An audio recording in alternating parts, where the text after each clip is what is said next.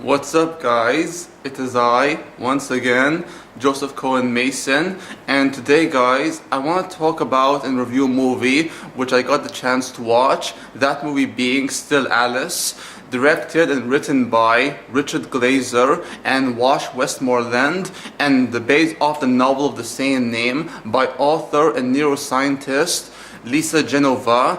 And this movie, Still Alice, tells the story of a woman named Alice Howland, who is a linguistic professor and a mother and the wife of a family, a very successful family, who is living in Columbia, and she teaches at Columbia University linguistics, and her husband, John Howland, is an equally successful man, and her children are living a very happy life. And Alice Howland is a woman in her 50s, I believe, and she has been diagnosed with Alzheimer's disease, an early onset of Alzheimer's disease, which is known as familial Alzheimer's disease.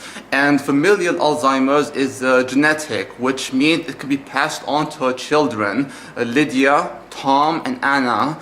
And Alice, upon discovering this, is shocked and very heartbroken to know that not only is her life crumbling right before her, but she has passed on something which she never would want for her children at all. But she tries to be a strong and independent and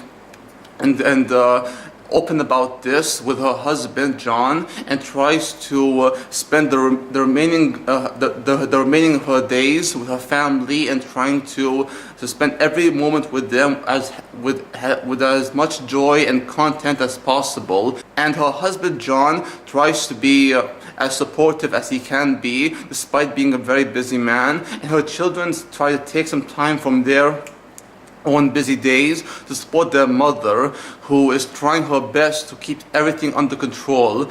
And her children, Anna and Tom, are doing well at profession-wise, and they are having their own family, and they're doing they're living a very steady lifestyle. Except Lydia, her youngest daughter, played by Kristen Stewart.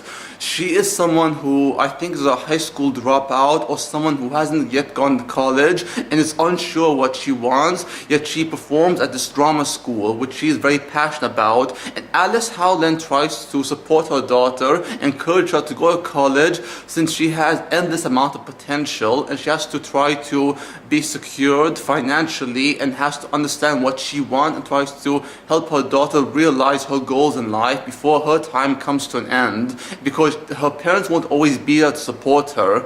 And there's a strong part of Lydia I relate to, being that I'm a high school dropout, yet I'm trying to do the best I can with my French exams in November and January, and trying to realize my potential despite being 24, 25 this year. And this story isn't so much about the effects of Alzheimer's. The effects of Alzheimer's and the stages that Alzheimer's progresses in as the story goes on is there. But this story is ultimately about realizing that there's more to life than feeling like down about something which you got very early in your life despite being young. And it's about how you spend those little moments you have with your family, with your friends, and with people you know around you. And it's living in the moment, which is a huge theme, and it's actually said in the movie. Living in the moment is something others have to consider, and this kind of story is told by Lisa Genova, who is a neuroscientist and a professor, I believe, and she actually wrote this novel, and every detail in this story told, which was adapted by Richard Glazer and Wash Westmoreland. It's a very beautiful, honest, and almost completely accurate depiction of Alzheimer's disease. And guys, this story is just so accurate and precise about what people who have Alzheimer's go through, and the stages in this disease that they go through in different phases. And the reason I watch this movie, guys, is because my mother, who I really love a lot, and she's one of my heroes, inspirations in life, and she's honestly the best thing that ever happened to me, being that I'm the man I am today because of her and my big brother. My mother recommended me this movie, Still Alice, because she watched it with her friend while in the theater, and it affected her so much that she wanted me to see it, especially since that my grandmother, her mother, is going through Alzheimer's and is currently being hospitalized and is being cared for. And every side effect and every symptom you see in Alzheimer's, people with Alzheimer's, it's what my grandmother is going through, and it's definitely what Alice Howland's going through. And there's nothing that holds back in this movie. This movie does not compromise that issue of Alzheimer's.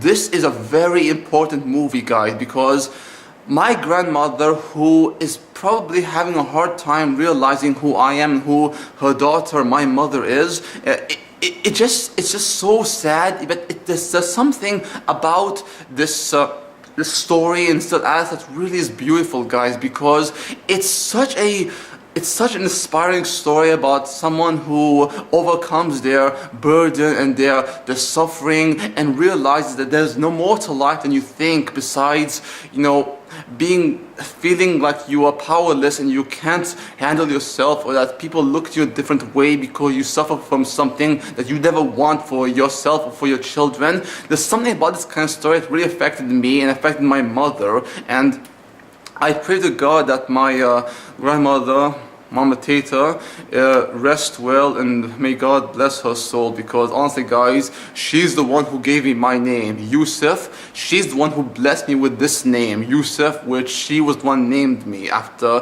the great prophet Yusuf. But guys, this movie is just so beautiful, guys. I really do love this movie. This is one of the best films I've seen from last year, and I'm so sad not to have put it on my top 10 list of favorite movies, because this movie, at its heart, it's a family story and a bond, and in the movie there's a bond created between every members of the family in Alice Howland's family. Now, every moment that she spends with her family is beautiful and very heartwarming, but the best bond she has is with her youngest daughter, Lydia, who's played by Kristen Stewart once again. And the chemistry and the bond and the dialogue spoken by every member of the family is so real, so honest, and so genuine, especially when it comes to Alice and her young daughter, Lydia. And that, guys, that moment where she tells her daughter